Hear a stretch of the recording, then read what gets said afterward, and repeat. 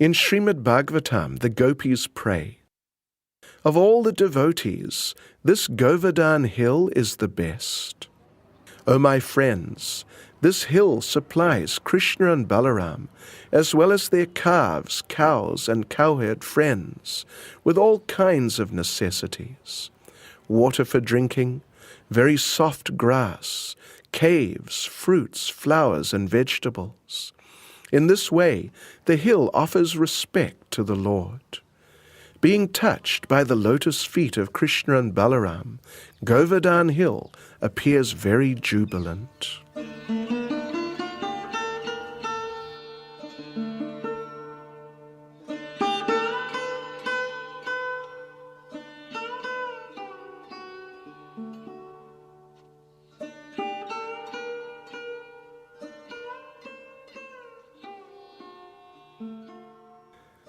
It was one of Srila Prabhupada's last desires to go on Govardhana Parikrama.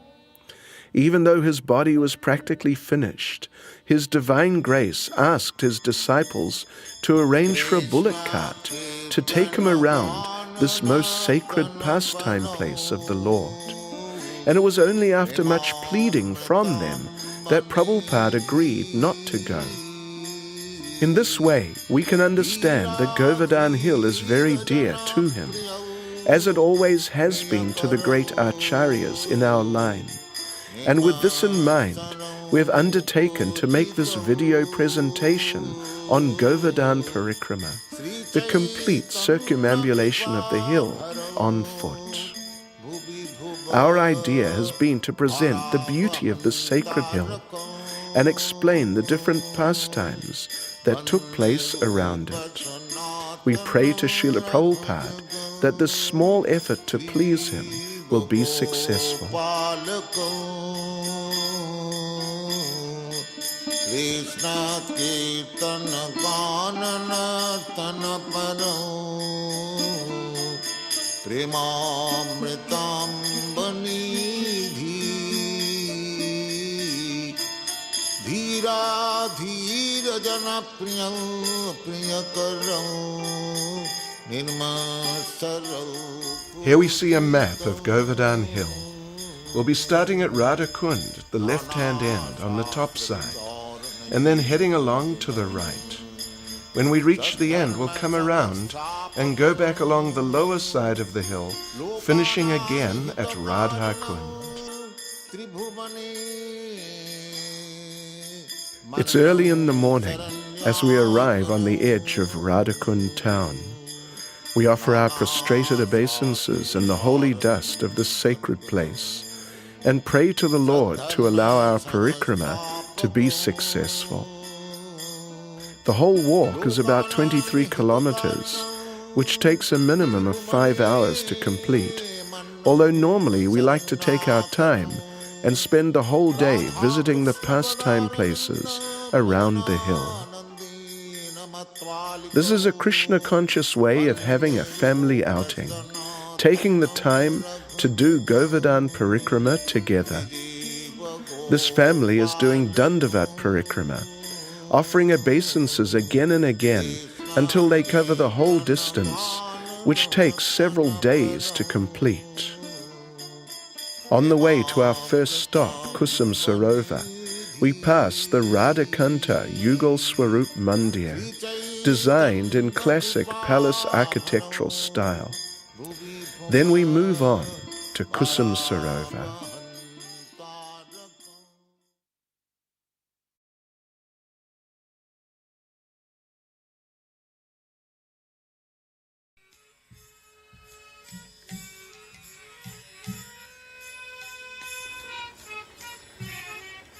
Sometimes Govardhana hill is described as being in the form of a peacock, with Radhakund and Shyamakund as its two eyes.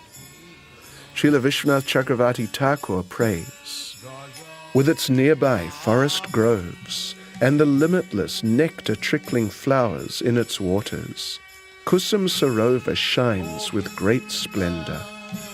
Is it the handsome face of Govardhana hill, the king of mountains? This lake is known as Kusum Sarovar because of the many blossoming flowers destined to become gopis in the future that grow in its waters. Simply by once bathing in this Kusum Sarovar, Narada Muni attained a gopi form. Actually, Kusum Sarovar means the lake of flowers, and Srimati Radharani comes here every morning to pick flowers to offer to Krishna when they meet at Radhakund later in the day.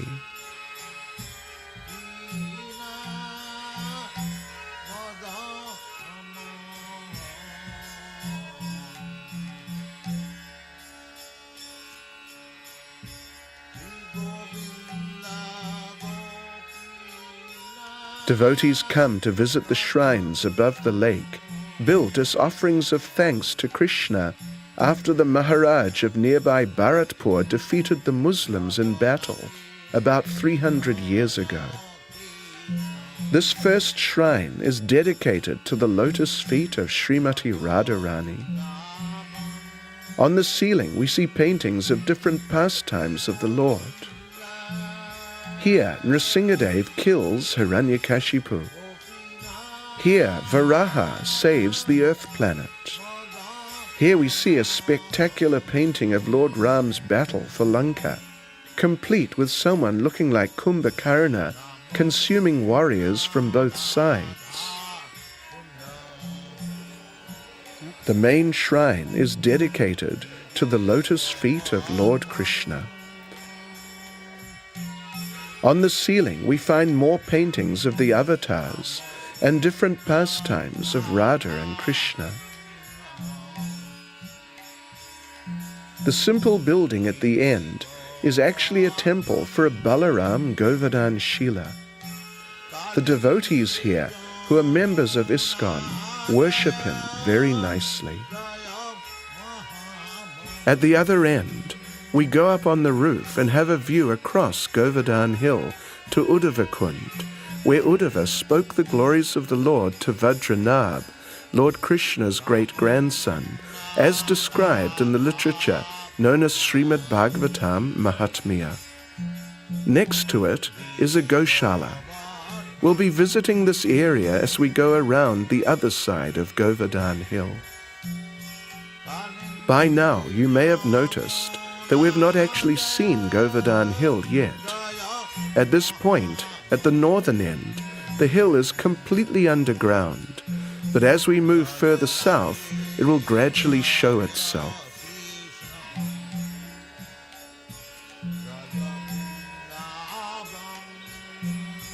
Behind and to the left of the shrines at Kusum Sarovar is this temple dedicated to Uddhava and his recitation of Lord Krishna's message to the gopis. Here, he offered his prayers to the inhabitants of the holy Dham.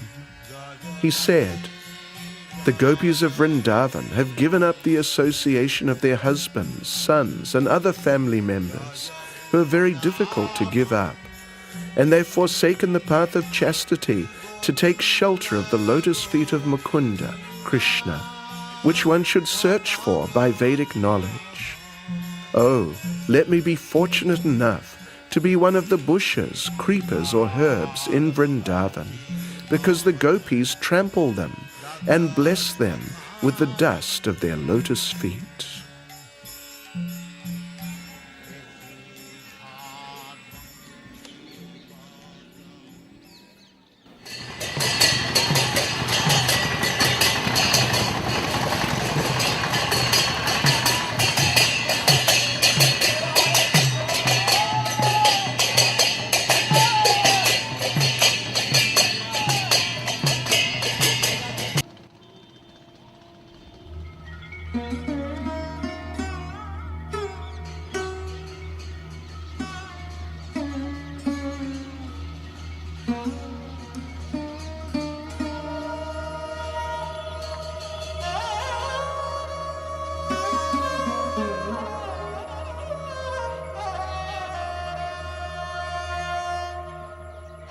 On the road at the southern end of Kusum Sarovar is the Radha Van Bihari temple.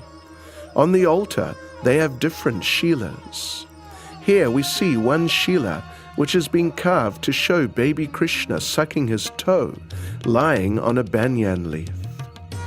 This Radharani Govardhan Shila is sitting at the lotus feet of a Krishna Shila. In Govinda Lilamrita, there's a story of Radha and Krishna meeting here when Srimati Radharani was picking flowers with her friends. Krishna accused them of being thieves and said he would report them to the great king Cupid. And when the gopis tried to argue with him, he said he couldn't speak to them as he was a strict brahmachari and was not able to discuss anything with women.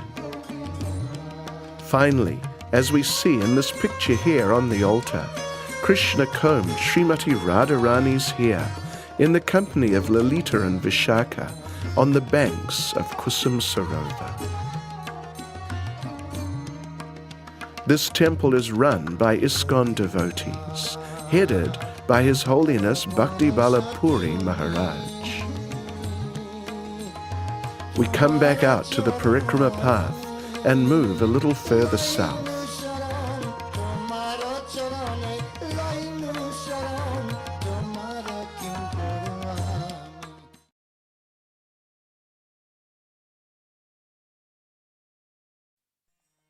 If we turn to the left, the path will take us to Narada Kund.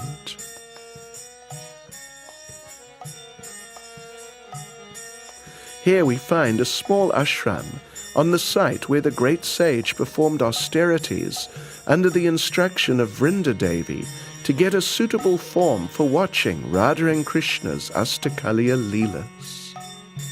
After many years of tapasya, she took him to Kusum Sarovar and dipped him in the water there, and he came out in a female form known as Naradi. When the Lord saw Narada in this form, he ordered him to stay here and write the Bhakti Sutras. By again dipping in Kusum Sarovar, Narada regained his male form and remained here to write this great literature. In the temple, we find two deities of Narada. The first one is a new one of him as he travels throughout the spiritual and material worlds, preaching and chanting the holy names.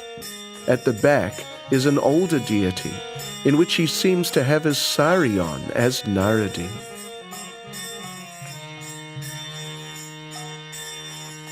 Outside, by the side of the Kund, we find an elderly Gaudiya Vaishnava Vanaprastha couple applying their tilak after bathing in the Kund.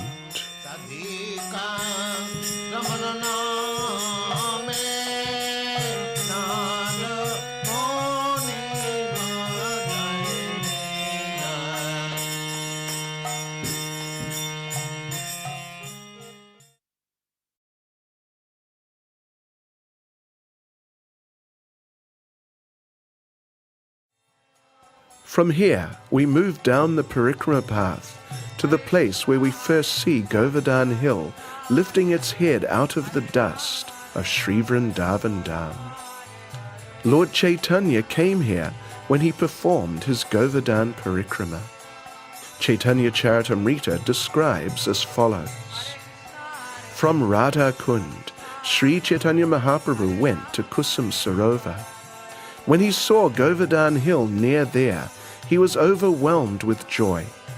When the Lord saw Govardhan Hill, he immediately offered obeisances, falling down on the ground like a rod. He embraced one piece of rock from Govardhan Hill and became mad.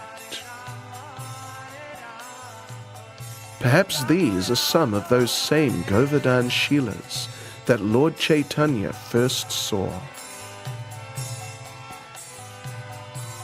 Turning to the right, near these rocks, we find a path that takes us to beautiful Ratna Kund, the place of the Ratna Singhasan, or throne of jewels. At the entrance, we find one special Govardhan Shila. It is said that one time Krishna was standing on this rock with a cow, and the rock became so ecstatic it melted. Today we can see the impression of the cow's hoofprint still visible on the Shila, and this is said to be the footprint of the Lord himself. Lord Krishna and Srimati Radharani would come here often with their gopi friends, and Krishna would sit Radharani on a jeweled staircase at the edge of the Kund and bathe her feet. Then he would seat her on the Ratna Singhasan and worship her.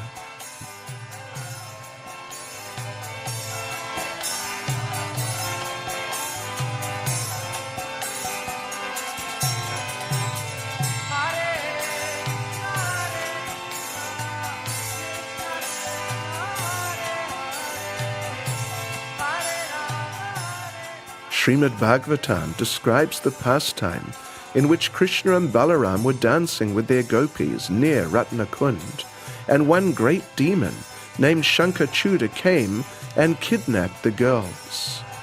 Krishna chased the demon and punched him to his death here on the banks of Ratnakund.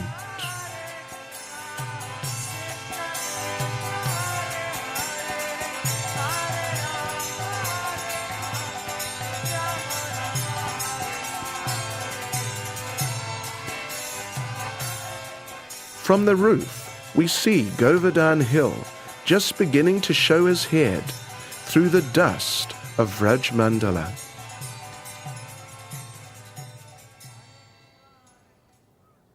If one comes early in the morning to Ratnakund, one may be fortunate enough to see the famous, mysterious blue cows of Vraja. Actually, they're a type of deer, and their shyness makes sightings of them quite rare. In Srimad Bhagavatam, the gopis pray, "Blessed are all these foolish deer, because they have approached Maharaj Nanda's son, who is gorgeously dressed and is playing on his flute. Indeed, both the doe and the bucks worship the Lord with looks of love and affection."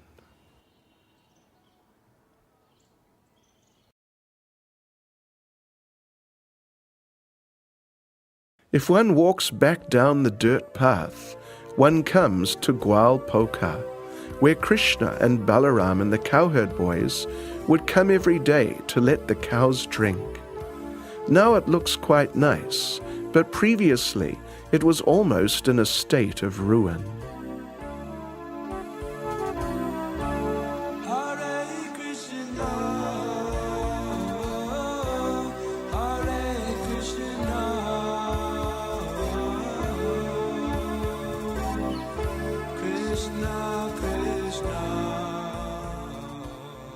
We return to the main parikrama path, continuing towards the south. We come to an area which is said to be connected with Lord Ram. While the bridge to Lanka was being built, Hanuman and the monkeys were collecting rocks and mountains to throw into the ocean. They say that Hanuman came here and tried to pick up Govardhana Hill to throw it into the ocean also, but as he tried to lift the hill, a voice came from the sky saying the bridge was finished. Govardhana Hill was disappointed at not being able to serve his Lord. But when Lord Ram was returning to Lanka, he stopped here and told Govardhana that the next time he appeared, he would definitely lift him and engage him in his pastimes. In this way, when the Lord appeared as Krishna, he lifted Govardhana Hill. As we move slowly further down the side of the hill, we find it rising gradually further above the ground and revealing its transcendental beauty more and more.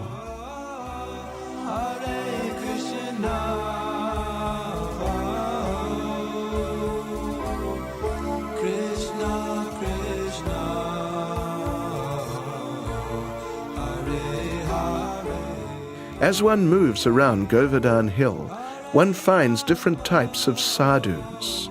Generally they're quite friendly, although some of them have habits that are not up to our normal Vaishnav standards.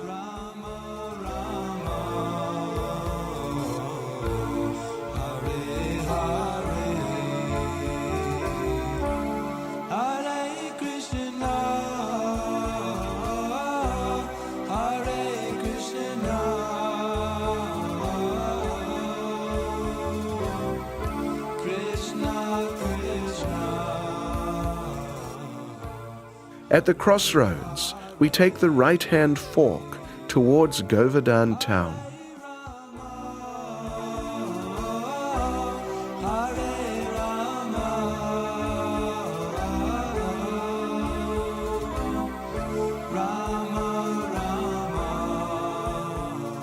Devotees often take their final rest at the lotus feet of Govardhana hill in Pushpa Samadhis. Less than 100 yards past the crossroads, we find the Samadhi of His Grace Tribhuvanath Prabhu, a dedicated disciple of Srila Prabhupada.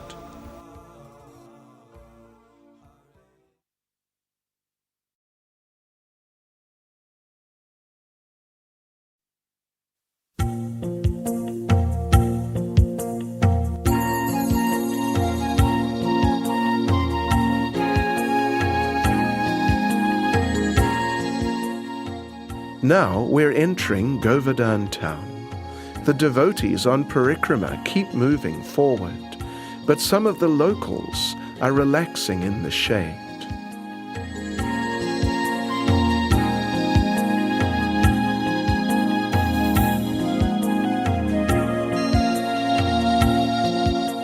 In Govardhana town, we go first to Manasi Ganga, the Ganges which came from Lord Krishna's mind. When Krishna killed Vatsasura, a demon in the form of a calf, the cowherd boys told him he'd become contaminated and would have to take bath in the Ganges. Not wanting to leave Vrindavan Dham, Lord Krishna manifested the Ganges from his mind here and bathed in it, and the cowherd boys were satisfied again. Srila Jiva Goswami describes Radha and Krishna's boating pastimes on Manasi Ganga. In those days, Manasi Ganga was a major river, and in order to cross, one needed to take a boat. Once, Srimati Radharani and the gopis wanted to cross, so they looked around for a boat and a boatman, but all they could find was a rickety-looking boat with a young, lazy-looking, dark-skinned boatman with a peacock feather in his hair. Needless to say, it was Krishna in disguise, although the gopis couldn't recognize him. The gopis were carrying dairy products on their heads, and the boatman immediately demanded an exorbitant fare for the trip, to be paid in the form of milk, yogurt and ghee. He slowly rowed some way into Manasi Ganga, but then stopped, saying he was tired and hungry and needed to eat some of their dairy products. To their surprise, he consumed a major portion of what they were carrying and then collapsed in the boat, telling the gopis, "That was a big feast. Now I need to take rest for some time." He asked them to massage his arms and legs as he relaxed. But Srimati Radharani told him, "Yes, we'll take your arms and legs and we'll throw you into Manasi Ganga if you don't start rowing again right now." So the boatman reluctantly started rowing again, very slowly, but then a storm came up out of nowhere. The boatman told the gopis, "We're overloaded. You have to throw the rest of your dairy products overboard or we'll sink." After the gopis had done that, the boatman told them, "We're still overloaded. You have to throw all your jewelry overboard." The boat was sinking and rocking from side to side. So Srimati Radharani, in transcendental desperation, threw her arms around the boatman and appealed to him, "Save us, save us." Then, under his chadar, she felt something strange. She lifted his cloth, and what did she see? A flute. In this way, Srimati Radharani realized that this is none other than her beloved Nanda Nandan, Sri Krishna. Then the storm immediately disappeared, and Radha and Krishna and the gopis enjoyed boating pastimes on Manasi Ganga for the rest of the day.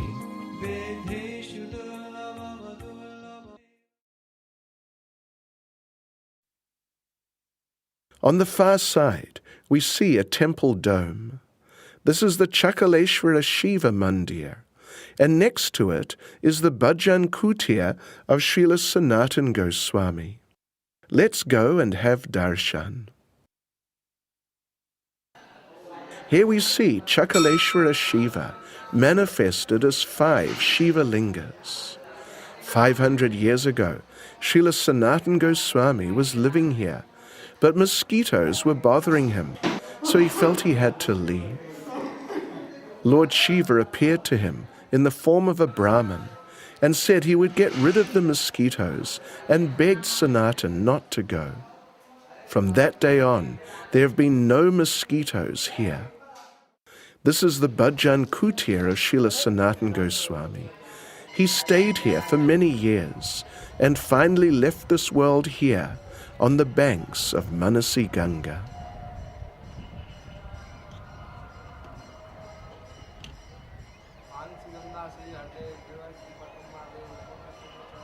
Here one friendly Brahmin chants some mantras to bless us.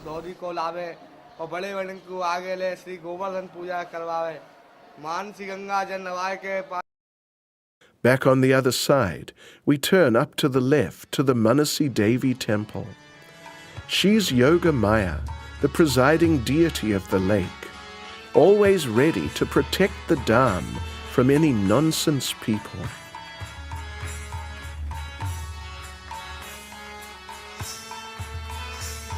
Immediately behind the Manasi Devi temple is Brahma Kund. It is made of the waters left after Lord Brahma had bathed the Lord at the end of the Govardhana Leela.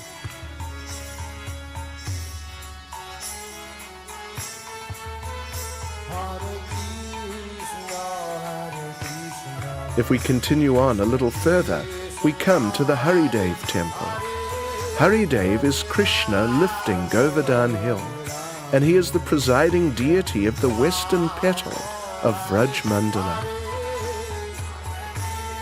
The gopis would wait here to meet Krishna. One time they were waiting and waiting until, in great separation, they called out repeatedly, Haridev, Haridev, until it seemed they would leave their bodies. Then Krishna appeared before them as Haridev, holding Govardhana hill on the little finger of his left hand. Our parikrama takes us through the town, past the different merchants. This is the famous Giriraj sweet shop, well known for its son papri.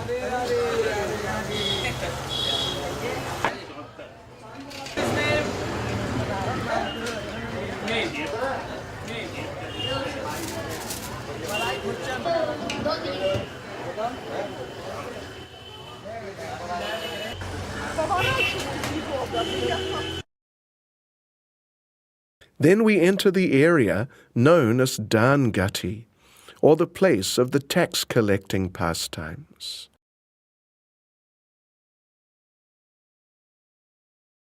We turn down the parikrama path, first of all passing a small place where there's a Govardhana Shila with the footprint of Srimati Radharani on it.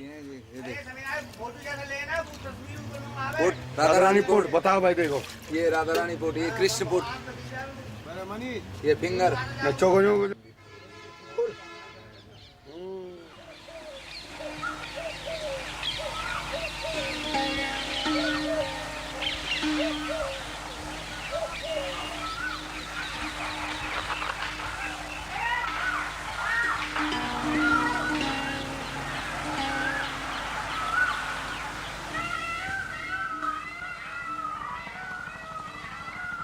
At the beginning of Kartik, it's an exceptionally beautiful area with many creepers with delicate pink flowers embracing the Govardhana Shilas.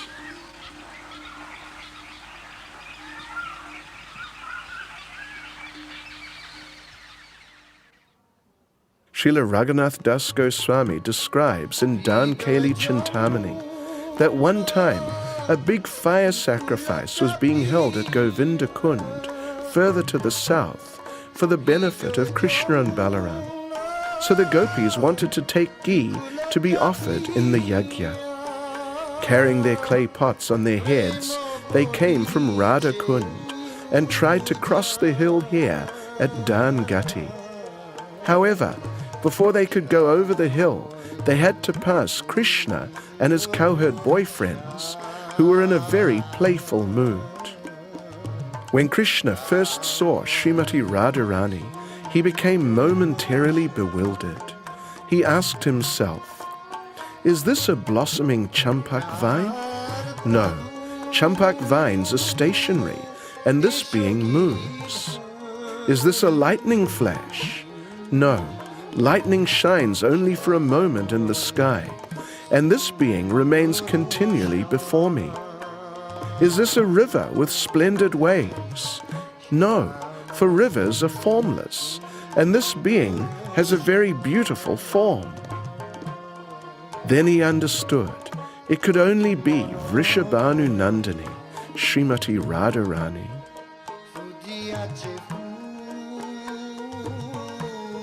Krishna and the cowherd boys stopped the gopis and demanded a fantastic tax, or they wouldn't let them pass. Krishna told Srimati Radharani, "For the red sindoor mark in your parted hair, you must pay the toll of 100,000 glittering crystal stones. And for your beautiful braids, which glisten like black mascara, you must pay the toll of 200,000 charming sapphires. O girl with the beautiful eyebrows, for your forehead, which shines like a golden half moon, you must pay the toll of 100,000 splendid moonstones.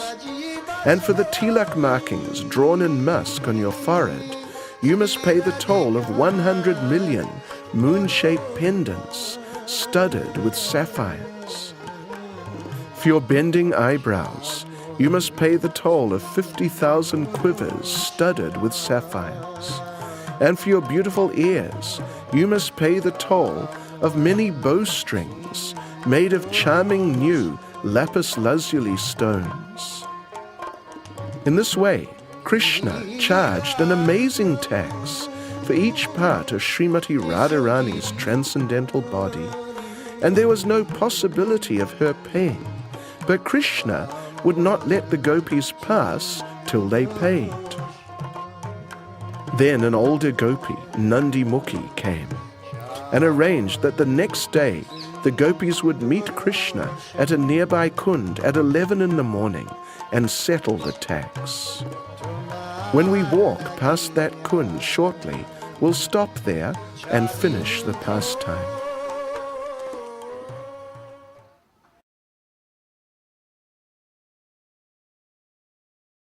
Our next stop will be the ISKCON temple at Govardhana Hill, Bhaktivedanta Ashram, which was acquired for Srila Prabhupada's movement by His Holiness Tamal Krishna Goswami and his intimate friend Giriraj Swami. The ashram is being run by Keshav Bharati Goswami. We asked him to explain something about the project's background.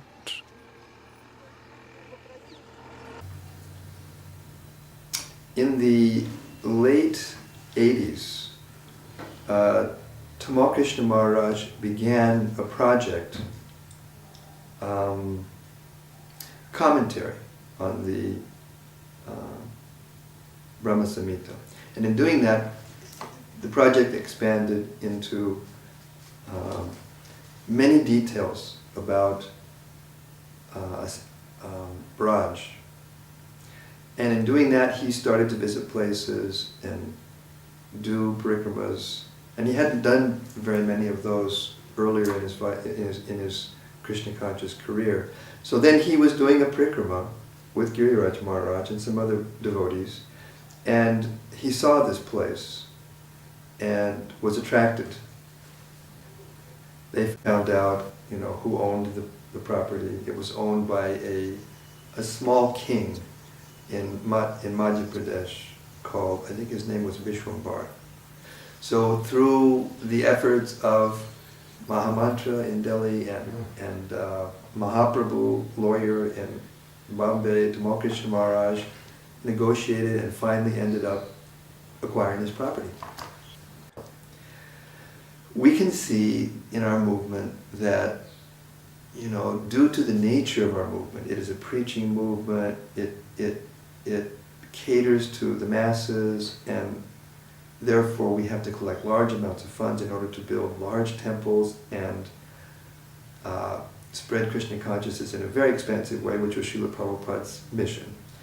But we have seen over the years that the leading preachers in our movement, sometimes because they have such a heavy workload, and what they need also is to cultivate their Krishna consciousness individually, internally. They need to develop in order to be able to give the deeper Krishna consciousness that people actually need. So we thought it would be a good idea to have a place that it would be a little different than the other ISKCON centers. This place, ISKCON Bhaktivedanta Ashram, I call it Sadhana Ashram, but anyway, the official name is ISKCON Bhaktivedanta Ashram, is a place, it's a monastery. It's the only monastery in our movement, as far as I know. Maybe there are others, but anyway, to my knowledge. So it is meant for the male members of our society to stay. The female members of our society are also welcome to come here, to come for parikrama and different festivals, attend and take advantage of the spiritual atmosphere. But the main purpose of the place is to provide a place for especially the senior male leaders of our movement, the sannyasis and gurus and grihastha men who have taken on large responsibilities, a place for them to come and live without the pressure and without the touching of the energies that they have to touch in order to expansively spread Krishna consciousness for deeper sangha and for more contemplative appreciation and that side of Krishna consciousness, which Prabhupada always encouraged us to do. I mean, I was with Srila Prabhupada in Vrindavan when he used to tell us what he wanted us to do regularly, yearly. Come to India, hear and chant, learn about the pastimes of Krishna, do serious sadhana. And so we offered this to Tamal Krishna Maharaj, 𝘠𝘠𝘠𝘠 Maharaj, especially myself as their partner. We designed this place so that it's fit for any serious sadhaka to come and live in the association of senior men and cultivate Krishna consciousness in a very profound way. Now we started living here in 1994, that's 9 years. The numbers of people who come to Govardhana to go around on parikrama, not just from our movement or from other places in the West, but in India, the numbers of people who come here has increased astronomically. And if you ask some of the older residents who have been here residing on the parikrama path, who have these little temples with these little deities and kind of earn their livelihood or are supported by the pilgrims who come around and they maintain these deities, when you ask them, why has it increased so much over the last 10 years? They'll say, it is your Prabhupada. And it is you Western devotees, because of your preaching and because of your festivals and because of your programs. You're responsible for the tremendous increase in the numbers of pilgrims and the numbers of parikrama people that come to do parikrama in Govardhana.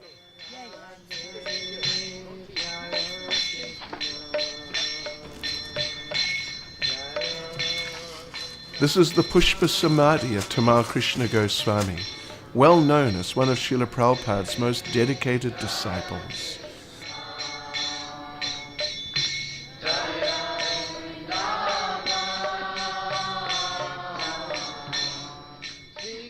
We set off again and walk to Danavartan Kund. As we explained before, when Krishna tried to charge Srimati Radharani that huge tax, it was agreed they would meet at 11 the next morning by this kund and settle the tax. However, The gopis came at 10 and hid behind the trees. And when Krishna and the cowherd boys came, the girls ambushed them and tied them to the trees by their seekers. The gopis hit the cowherd boys till they cried for mercy. And then Srimati Radharani told Krishna, "We'll let you go, but first you let us off that tax." Krishna immediately agreed, and the cowherd boys were released. From that day, this Kund has been known as Dan Nivartan Kund, the Kund where the tax was nullified.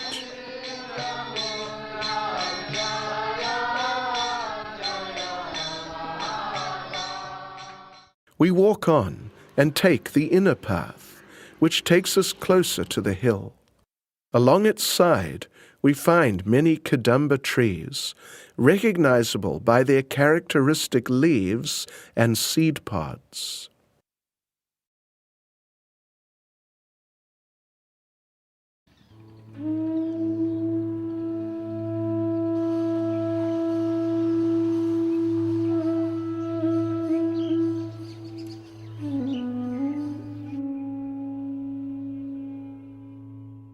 We read that previously the hill was very high, but now, as we see here, it's only about 50 or 60 feet above the surrounding ground level.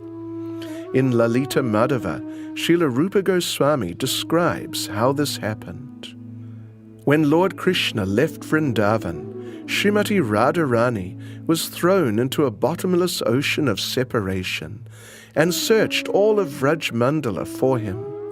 The last place she looked was Govardhana Hill. Seeing Radha's intense suffering in separation from Krishna, the Manasi Ganga completely dried up, and Govardhana Hill, which was so tall that the sun god's horses would stop every day to eat the grass at its summit, shrunk to the height of 100 arms.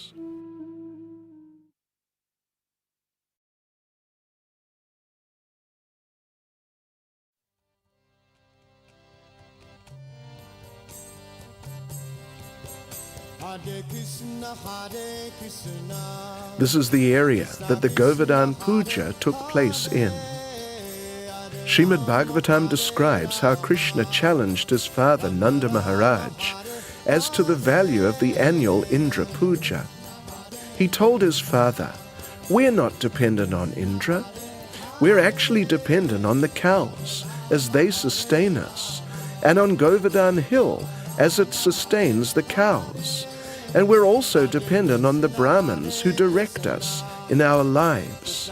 So instead of worshipping this Indra, we should worship them." Convinced by his young son's words, Nanda Maharaj announced to everyone, "Let the worship of Govardhana Hill begin." Krishna then told the inhabitants of Vrindavan, "Prepare very nice foods of all descriptions from the grains and ghee collected for the yajna. Prepare rice, dal, then halava, pakora, puri, and all kinds of milk preparations, like sweet rice, rabri, sweet balls, sandesh, rasgulla, and laddu." So, from Dangati to this point here, about 5 kilometers, and extending out from the hill for 1 kilometer, there were piles of sabjis, samosas, pakoras, chutneys, dal and rice of thousands of different varieties. Along the side of the hill in the hollows, there were lakes of sweet rice, condensed milk, and nectar drinks. Still to this day, on the occasion of Govardhana Puja, temples prepare thousands of preparations to offer to Krishna. Then Krishna manifested a gigantic form and stood on top of Govardhana Hill in front of them. Srila Prabhupada explains, when everything was complete, Krishna assumed a great transcendental form and declared to the inhabitants of Vrindavan that he was himself Govardhana Hill, in order to convince the devotees that Govardhana Hill and Krishna are identical. Then Krishna began to eat all the food offered there. The form of Krishna who began to eat the offerings was separately constituted, and Krishna himself, along with the other inhabitants of Vrindavan, offered obeisances to the deity as well as Govardhana hill. In an instant, that gigantic form of the Lord on top of the hill consumed everything the 𝘠𝑗𝑗 had offered. Then, to their amazement, he called out, "Aniyor, Aniyor, Aniyor! Give me more food! Give me more! Give me more!" Everyone rushed home and collected whatever grains and foodstuffs were remaining there, and in no time assembled another huge offering for Govardhana. However, again, in seconds, he consumed everything, and again he called out, "Aniyor, Aniyor! Give me more food! Give me more!" However, now the inhabitants of Vrindavan had no more left. Nanda Maharaj was in anxiety. They had abandoned the Indra Puja, so that was a complete failure. And now it seemed the Govardhana Puja had also failed. What were they to do? But Lord Balaram, the crest jewel of the intelligent, then took one small tulsi leaf, climbed Govardhana hill, and presented it to that gigantic form of the Lord. Govardhana took it and was completely satisfied. There were no more cries of Aniyor. Srila Prabhupada writes, "The identity of Krishna in Govardhana hill is still honored, and great devotees take rocks from Govardhana hill and worship them exactly as they worship the deity of Krishna in the temples." The followers of the Krishna consciousness movement may therefore collect small rocks or pebbles from Govardhana hill and worship them at home, because this worship is as good as deity worship. Now everyone was completely happy, and the 𝘠𝑗𝑗 did Govardhana Parikrama together, keeping the cows in front of them. Unfortunately, though, there was one person who was not happy at all, and that was Lord Indra. Shortly, when we reach Govindakund, we'll explain what happened next.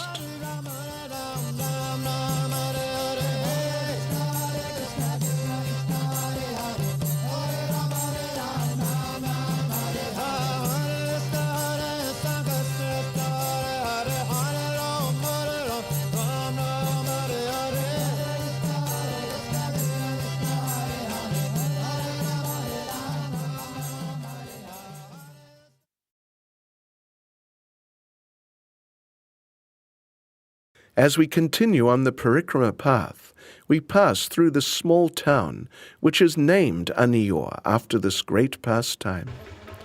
At the end of it we turn right, and then shortly afterwards we turn left to go to the temple of Lord Balaram. The larger deity is Balaram, and the smaller one is Krishna. It is said that they are original 5,000-year-old deities. If we continue up the hill and turn left at the end, we come to this gate which takes us to the place where Madhavendra Puri found the deity Gopal, as described in Chaitanya Charitamrita. It's a very pleasant garden area set right at the foot of Govardhana hill, and it's just suitable for a quiet picnic. In the temple, we're told that Madhavendra Puri found Gopal leaning against the rock at the back, with his foot on the Shila in the front. It is said that the marking at the top left is the impression of the Lord's foot, and the mark at the top right is from the hoof print of a cow.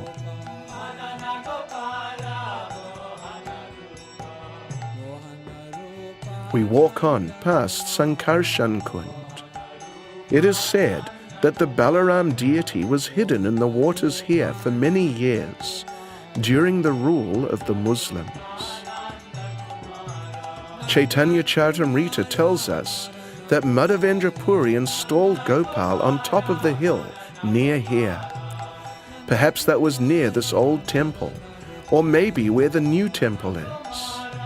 We know that Lord Chaitanya would not step on Govardhan, so even though people from other sampradayas do so, we don't, and therefore we don't visit these temples.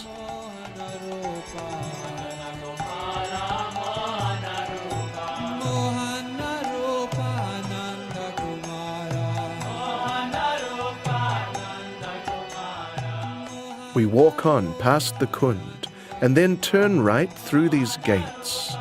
They take us into another garden area, and when we go through the gates at the end, we turn left. Now we're approaching Govinda-Kund. On the way, we encounter this band of cheerful pilgrims.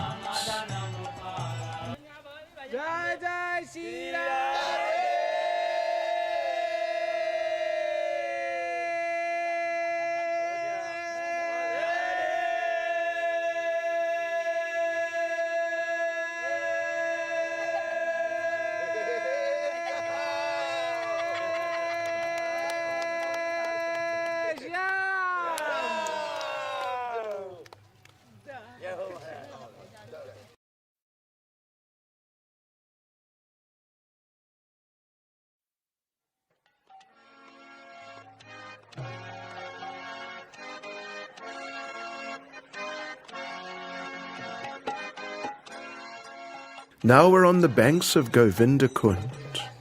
On the side we see where 𝘠𝘓𝑗𝑟 was sitting when he dreamt of Gopal and was instructed to take him out of the jungle at the place we saw earlier.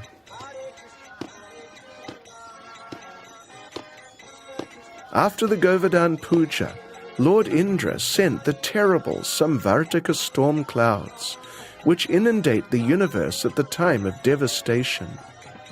Rain was falling in pillars. There were hailstones the size of elephants and howling winds.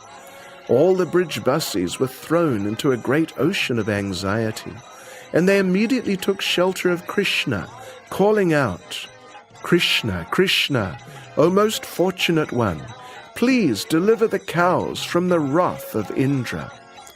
O Lord, you are so affectionate to your devotees. Please save us also."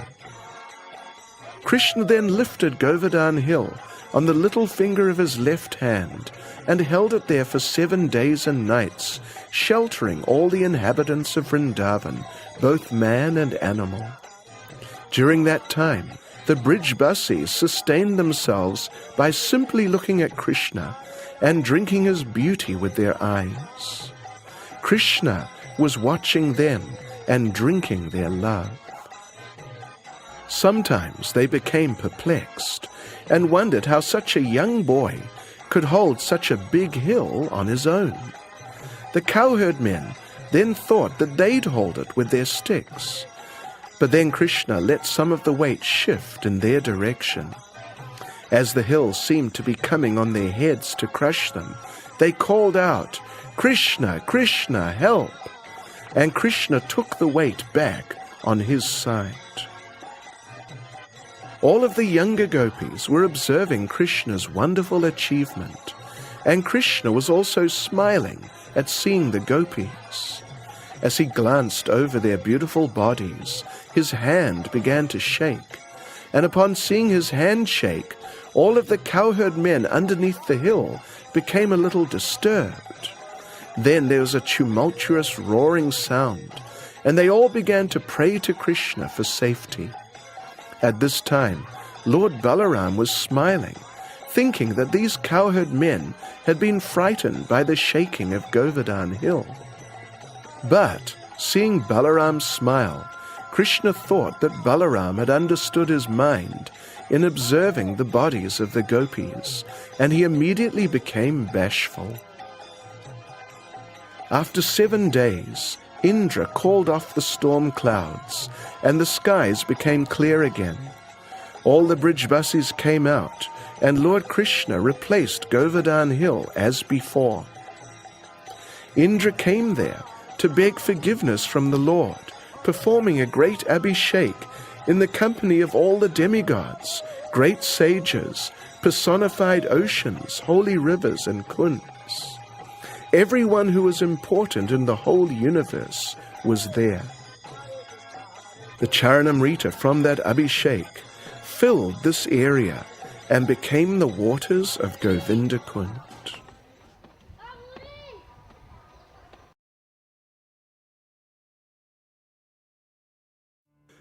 During that abhishek, the Surabhi cow approached Krishna on behalf of all the cows. In Srimad Bhagavatam, she tells the Lord, "O Krishna, Krishna, greatest of mystics, O soul and origin of the universe, you are the master of the world, and by your grace, O infallible Lord, we cows have you as our master. You are our worshipable deity. Therefore, O Lord of the universe, for the benefit of the cows, the Brahmins, the demigods, and all other saintly persons, please become our Indra." Having thus appealed to Lord Krishna, Mother Surabhi performed his bathing ceremony with her own milk, and then gave him the name Govinda.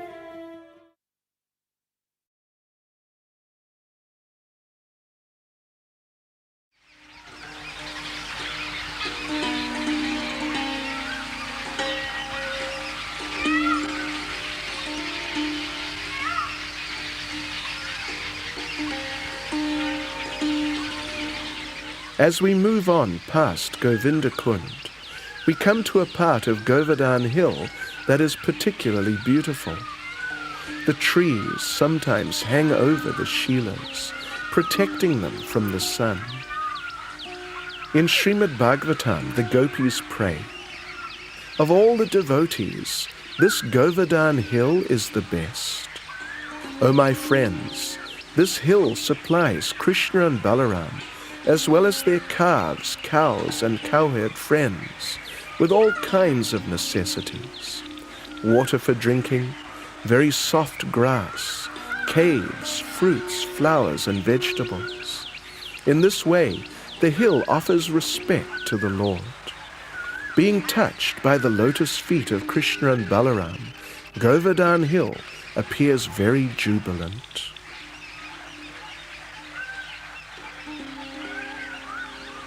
Govardhana is always joyful in his service to Krishna. When he was sheltering the inhabitants of Vrindavan from the storm, he had to tolerate the rain, hail, and thunderbolts of Indra, but he remained jubilant through being touched by Krishna's hand. When Krishna and Balaram would walk on Govardhana, he would melt in ecstatic love, and his stones would become soft like butter, giving pleasure to the feet of the Lord. Govardhana would create natural thrones where Krishna would sit and enjoy pastimes.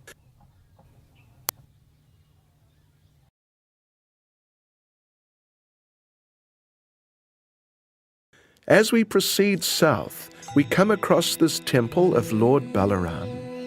Here he's known as 𝘠𝘠𝘠𝘠𝑗𝑠, the older brother who's watching. Balaram was watching Krishna's spring rasa dance from the top of the hill here, and he became so ecstatic that his crown fell off and landed on this rock, which then melted in joy.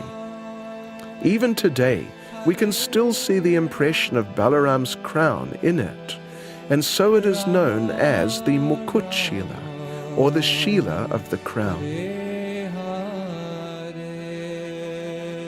Srila Raghunath Das Goswami prays, "O Govardhana, the young divine couple, Sri Sri Radha Krishna, play splendid, wild, loving games in your every cave, so I've become very eager to see them there. Please allow me to live close by you." O Govardhana, in topmost joy, Krishna plays together with Balaram and the cowherd boys in your incomparable jeweled pavilions and thrones, in the hollows of your trees, and in your caves and valleys. Please allow me to live close by you. O Govardhan, King of mountains, because the nectar of your name as Hari's best servant emanated from Srimati Radharani's pearl-like mouth, which was revealed by Vedic scriptures like Srimad Bhagavatam. You are called the new Tilak of Vraja. Please allow me to live close by you. O Govardhan, you are the witness of Radha and Krishna's tax game, which is an ocean of mellows. You increase the joy of the mellows of the devotees with your display of bluish platforms that are full of splendor and fragrance. Please allow me to live close by you.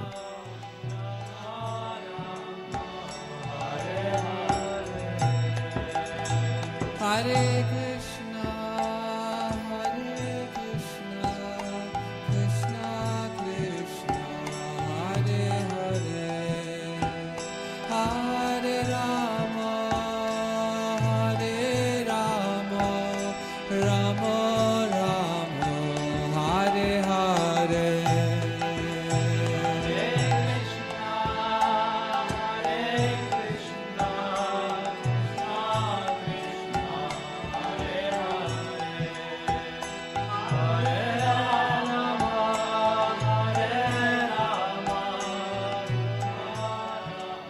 Now we're coming to the southern end of Govardhan Hill, where the hill dives deep down again into the dust of Vrindavan. Hare Hare, Hare Rama, Hare Rama.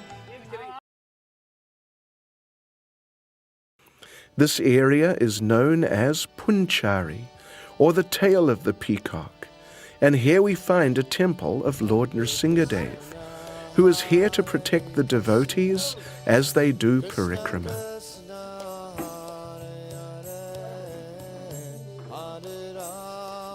The pujari gives us special darshan of Lord Nrsingadev killing Hiranyakashipu.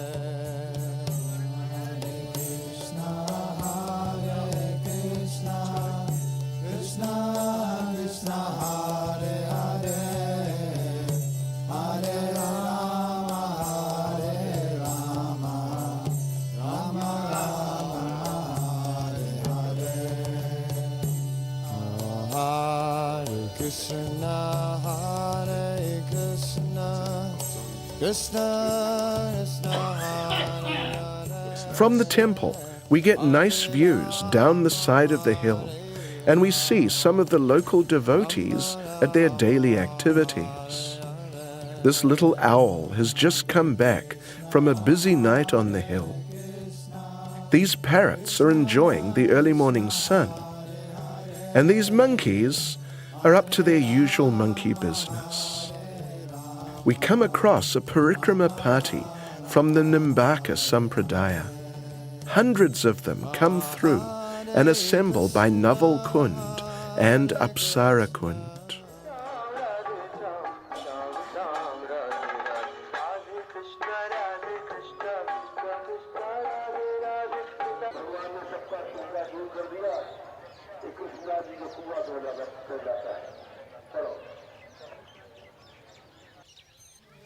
Then we go down to Naval Kund, named after Krishna, who's always ever fresh. First we go into this pleasant kunj to get a little rest from the hot sun. Radha and Krishna enjoy transcendental pastimes in places like this.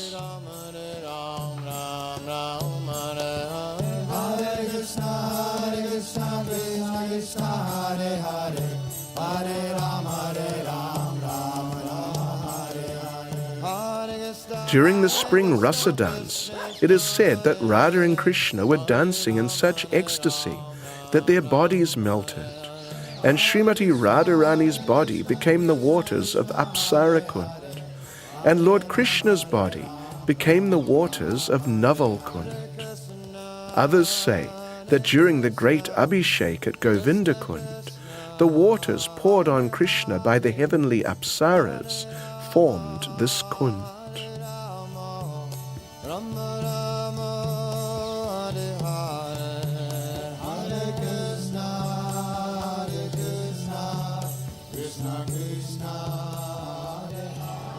Just a little away from the Parikrama path, we find this temple of Lota Baba, one of Krishna's cowherd boyfriends, who's been waiting for the Lord to return to Vrindavan for the last 5,000 years.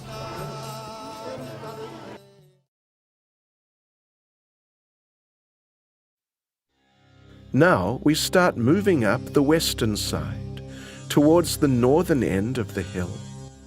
Our first stop will be at Rasastali, where Krishna begins his spring rasa dance. Here we see some old Kadamba trees. Actually, this area used to be filled with these trees, but now there are only a few remaining.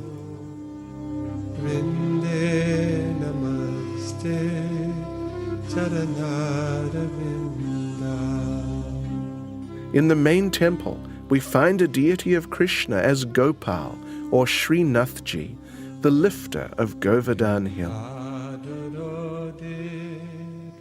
Behind the temple, inside the small house, is the cave known as Manikandali, in which Radha and Krishna performed many pastimes. Later, one of Lord Chaitanya's intimate associates, Raghava Goswami, lived in the cave for many years, relishing the pastimes that happened here. It is said that his body was always grey from rolling in the dust of Vrajamandala. He is described as being Champak Lata in Krishna Leela. Outside, we see we're very close to Govardhana Hill. The slope is not as steep as on the eastern side, giving everything a more gentle appearance. We'll walk up by the edge of the hill on our way to Kadambavan. Srila Vishwanath Chakravarti Thakur prays, "The rocks of Govardhana Hill are many kinds of splendid jewels that provide thrones, couches, and other kinds of furniture for Sri Krishna, the supreme monarch of all nectar melons. Govardhana Hill's beautiful forests and caves are Krishna's nectar pastime palaces, each one perfect for the supreme good fortune of his beloved and her friends. There is a pleasant grove of sandalwood trees on Govardhana Hill. Although snakes generally flock to sandalwood trees, no snakes ever come here. Or, if sometimes a snake may come, it is not poisonous. Or if sometimes a poisonous snake may come, its poison is automatically counteracted and it can do no harm. As the best servant of Lord Hari, Govardhana Hill has made this wonderful arrangement for the Lord's pleasure."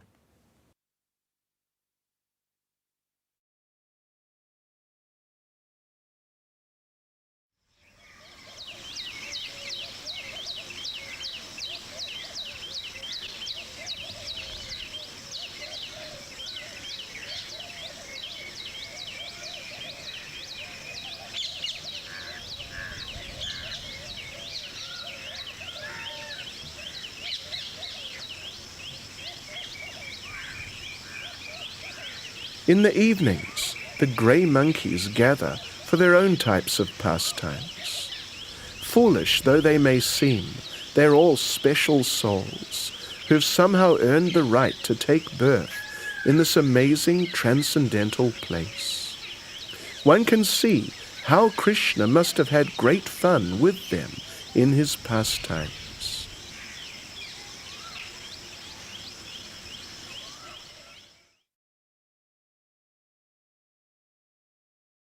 We're now moving through the beginning of Kadambavan, which was previously a forest of sacred Kadamba trees. We come across a group of langur monkeys, also known as Hanuman monkeys, as Hanuman, the great associate of Lord Ramachandra, is said to be a member of the same breed.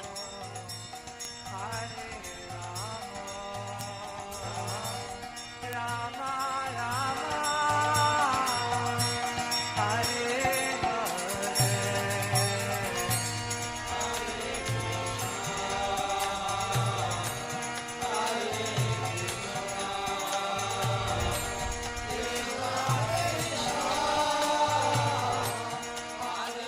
In Gopal Champu, Srila Jiva Goswami describes that on the Ekadasi following the Govardhana Puja, Lord Indra realized he'd made a terrible mistake by attacking Lord Krishna and Sri Vrindavan Dham, and so he approached Lord Brahma, who he knew had recently offended Krishna, for advice on what to do when one commits such an offense. Lord Brahma said, "Yes, I offended the Lord, but not like you did. I don't know what to advise you." Indra became forlorn, and then Brahma had the idea that he could approach Krishna with the Surabhi cow in front of him, as the Lord is always fond of cows.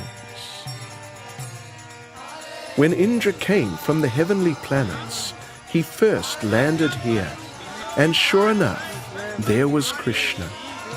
Indra offered dandavats and cried tears on the lotus feet of Krishna, begging for mercy.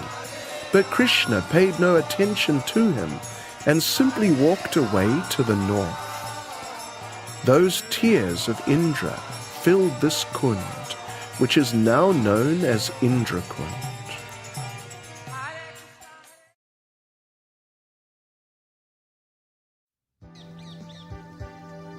We're now looking into Kadambavan, towards Surabhi Kund, which is ahead on the left. The Surabhi cow from the heavenly planets landed at Surabhi Kund, and here Indra finally approached Krishna with her in front of him. Surabhi appealed to the Lord to forgive Indra, and by her mercy, the Lord became inspired to excuse him. In this way, we can understand that this Surabhi Kund is very special. Surabhi is still residing here, and offenders who come here and chant and pray to her can get special mercy for dealing with their offenses. After this, Indra and Surabhi took the Lord to the other side of the hill and performed the Abhishek there.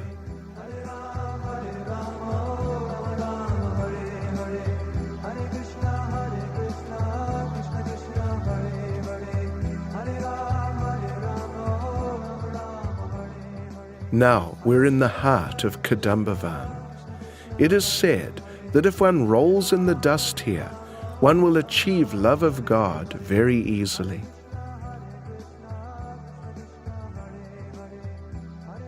There are many nice Shilas here. Some of them have formed intimate relationships with some of the trees.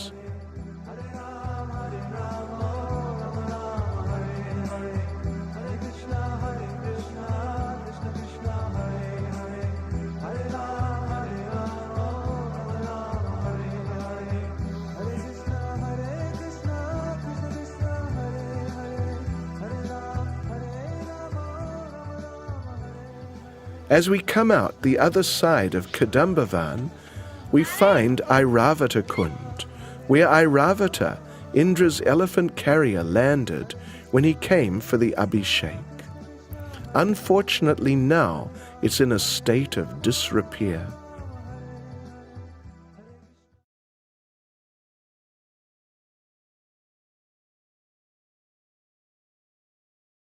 A little past Airavata Kund, and some distance off the Parikrama path, we find Harju Kund, associated with one of Krishna's cowherd boyfriends. Behind it, further along, is Rudra Kund. When Lord Shiva came for the Abhishek, he landed here, and was so overwhelmed in ecstasy that he cried and cried, and his tears formed this Kund. As you can see, it's some distance away from the hill.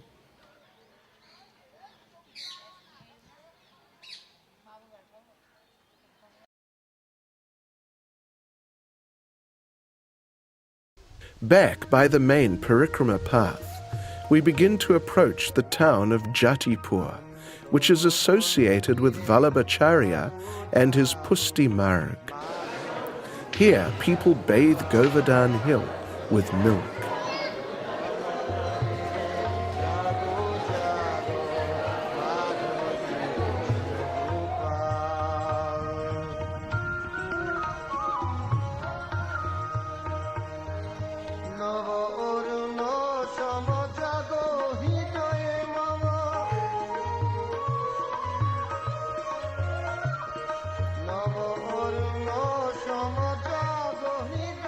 Coming out on the other side of the town, we find the path running some distance away from the hill, which makes the parikrama a little more austere. Srila Raghunath Das Goswami prays to Govardhana Hill. May Govardhana Hill, which by Krishna's mercy became the king of all mountains and received the respectful tribute of its arch-enemy Indra, fulfill my desire. As it was held above the earth, it became so filled with happiness by experiencing the softness of its beloved Krishna's lotus hand. It did not even know it was being struck by Indra's thunderbolts. May Govardhana Hill fulfill my desire. Without taking shelter of the feet of the hill that is the best of Lord Hari's servants and full of love for the divine king and queen, how is it possible to attain pure devotional service? May Govardhana Hill fulfill my desire.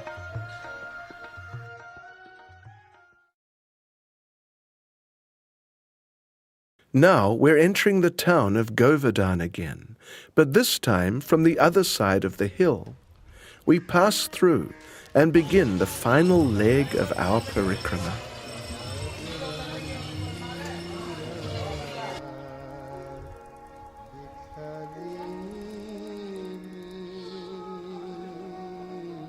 Along the path, we find a number of temples of demigods.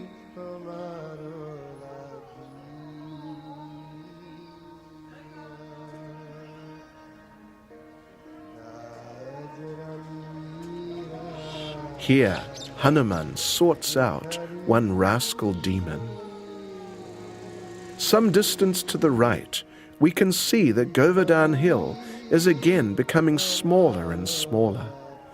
We decide to go in again, right next to the hill, to see it as it sinks back into the dust of Sri Vrindavan Dham. Generally, no one comes to this part of the hill, but here we find some very nice, quiet, secluded places where one can peacefully chant Hare Krishna and watch the hill gradually recede back into the dust.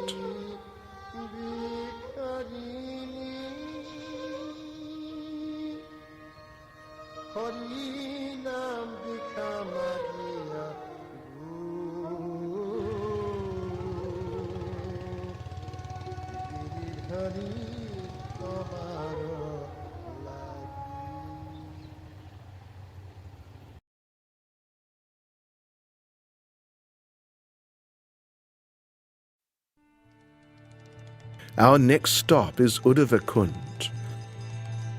At this point, we're directly behind Kusum Sarovar, on the other side of Govardhana Hill. As we approach, we happen to catch a glimpse of another blue cow crossing the field and entering the forest. Here it is said that Uddhava is present in the form of grass, as he prayed in Srimad Bhagavatam. The deity here is said to be one of the original 5,000-year-old deities of Vrindavan, known as Sri Sri Radha Uddhav Bihari. After the disappearance of Lord Krishna, his queens were feeling great separation from him. They remembered how, when the gopis were feeling separation from Krishna, Uddhava came and spoke to them about the Lord, and their separation was alleviated. Now, Uddhava was present near Kusum Sarovar in the form of grass, so they decided to go there and have a great Sankirtan festival and see if Uddhava would appear and speak to them about Krishna.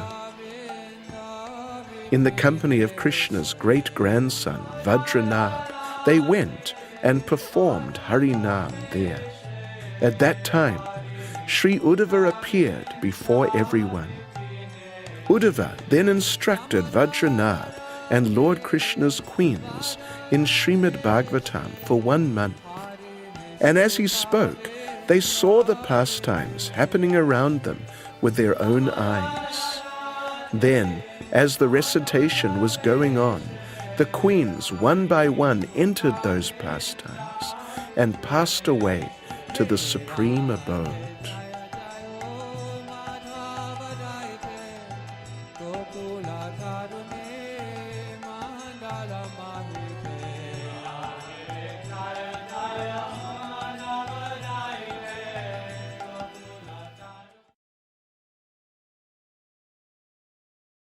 Now we're entering Radha Kund, the final destination of our parikrama.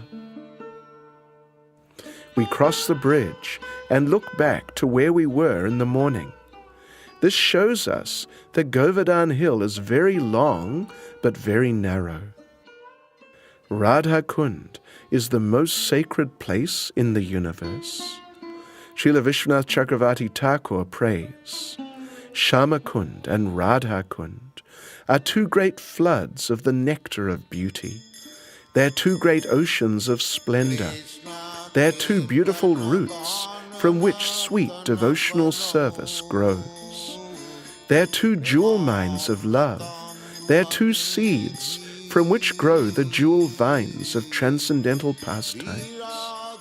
How did they become 2 splendid and nectar-sweet lakes? By seeing these 2 lakes, Radha and Krishna believe they're present in them. It is as if they directly see each other there. The wise say that by approaching these lakes, one directly approaches Radha and Krishna. Srila Prabhupada discusses, why is Radha Kund so exalted? The lake is so exalted because it belongs to Srimati Radharani, who is the most beloved object of Sri Krishna. Among all the gopis, she is the most beloved. Similarly, her lake, Sri Radha Kund, is also described by great sages as the lake that is as dear to Krishna as Radha herself. Indeed, Krishna's love for Radha Kund and Srimati Radharani is the same in all respects. As we make our way past Radha Kund and around the back of Shama Kund, we see the day slowly coming to a close. Finally, on the edge of the town, we offer our obeisances again in the dust of Vrindavan, in the same place we began in the morning. And we offer our thanks to Srila Prabhupada for having revealed Govardhana hill to us and giving us the opportunity to perform this great parikrama.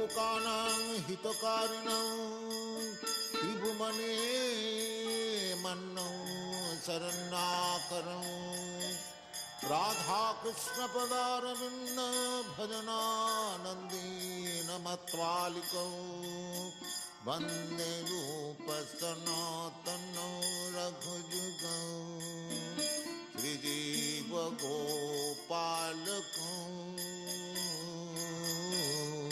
Krishna Kirtana Gana Natana Padam Premamritam Banidhi Sri Chaitanya Kripa